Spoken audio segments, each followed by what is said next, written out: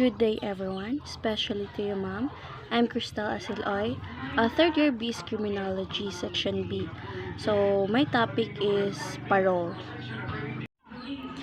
So parole is a French term for word and used in the sense wed of honor, parole to honor. So it refers to the conditional release of an offender from a penal institution after he has served and the minimum period of his present sentence. So parole is just like conditional pardon. It refers to the conditional release of a convict from a correctional institution after he served the minimum term of his present sentence. So it does not have the effect of extinguishing the criminal liability of the convict. Parole is also described as a method of selectively releasing an offender from institution prior to completion of his maximum sentence, subject to conditions specified by the paroling authority. So parole is a form of early release of a prison inmate where the prisoner agrees to abide by certain behavioral conditions, including checking in with their designated parole officer, or else they may be rearrested, the return to prison. So parole is a conditional release of prisoners before they complete their sentence. Paroled prisoners are supervised by a public official, usually called a parole officer. If paroled prisoner violated the condition of the release, they may be returned to prisons. So next is principle of parole. So the government extends to the convicts a privilege by releasing them from prison before their full sentence is served. So ang pamahalaan ay umaabot at nahatulan ng isang pribilehiyo sa pamamagitan ng pagpapalaya sa kanila mula sa kasalukuyan bago ang kanilang buong sentensya ay pagsilbihan. So the government enters a release contract with the convicts in exchange for their promise to abide by their certain condition. So ang gobyerno sa pagsubok ng isang kontrata sa pagpapalaya ng isang nahatulan, kapalit ng kanilang pangako sa sumunod sa ilang mga kondisyon. So convicts who violate the law or the conditions of parole can be returned to a prison to complete their sentence. So ang mga nahatulan na lumabag sa batas o ang mga kondisyon ng mga parol ay maaaring ibalik sa tao upang makontento ang hatol or mahinto. So the government returns control of parolees until they are dismissed from parole. So pinapanatili ng gobyerno ang pagkontrol sa mga parolado at sinasabing sila ay tinanggal sa parol. So in other terms to remember, carpeta refers to the constitutional record of an inmate, which consists of his mitimus or commitment, order issued by the court after conviction, the prosecutor's information and the decision of the trial court and appellate court, if any certificate of non-appeal, certificate of detention, and other pertinent document of the case. So, karpeta ay tumutukoy sa institutional na record ng isang inmate na binubuo ng mitimus or commitment order na inisyu ng korte pagkatapos ng conviction ng impormasyon ng prosecutor at ang desisyon ng korte at appellate court ng anumang certificate of non-appeal certificate of detention at iba pang nauugnay ng mga dokumento ng kaso. So next is parole supervision. So refer to the supervision or surveillance by probation and parole officer of a parole. So parole is the supervised and supported reintegration of offender in the community prior to their total sentence expiring, while also providing a continuing measure of protection to the community. So next is parole or parolee. Refer to the prisoner who is released on parole. So next is prison record.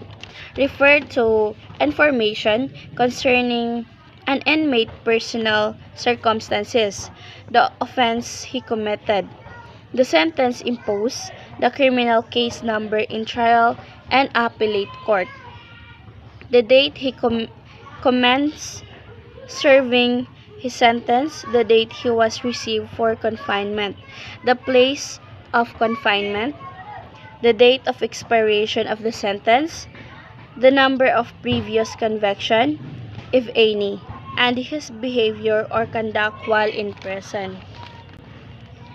So record, especially those that are computerized and linked to central administration, can help develop prison policies based on concrete data and help to remedy critical issues such as penitentiary overcrowding. So next is release document. Refer to the discharge on parole issued by the Board of Pardons and Parole. So release document is a form, or general release form is a legal document that serves as consent in writing to release the legal ability of a release by a releasor.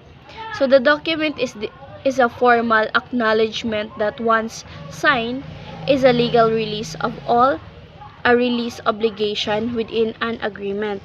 So next is inception of parole. So prior to the mid-19th century, most offenders were sentenced to flat or determinate sentence in prison. Under this type of sentencing, an offender received a specific amount of time to serve in prison for a specific crime. This created a major problem when prisons become crowded. So governors were forced to issue mass pardons or prison. Wardens had to randomly release offenders to make room for entering prisoners. So credit for developing early parole system is usually given to an Englishman, Captain Alexander Maconochie, and an Irishman, Sir Walter Crofton. So Captain Alexander Maconochie, 1787 to 1860. Maconochie was appointed governor of the notorious English penal colony at Norfolk Island off the coast of Australia. At the time, English criminals were being transported to Australia, and those sent to Norfolk Island were considered twice condemned. They had been shipped to Australia from England and from Australia to the island. So Maconochie is the originator of the mark system. He is a major figure in the history of penal discipline, and is best known for his attempt to implement it at the Norfolk Island Penal Station from 1840 to 1844. Next is Sir Walter Crofton. Sir Walter Crofton believed the length of the sentence should not be an arbitrary period of time, but should be related to the rehabilitation of the offender. So Crofton was a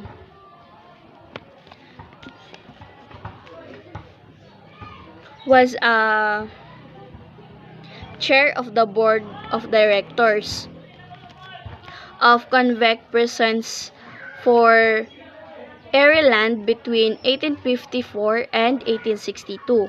He is sometimes cited as Alexander Maconochie, ideological here.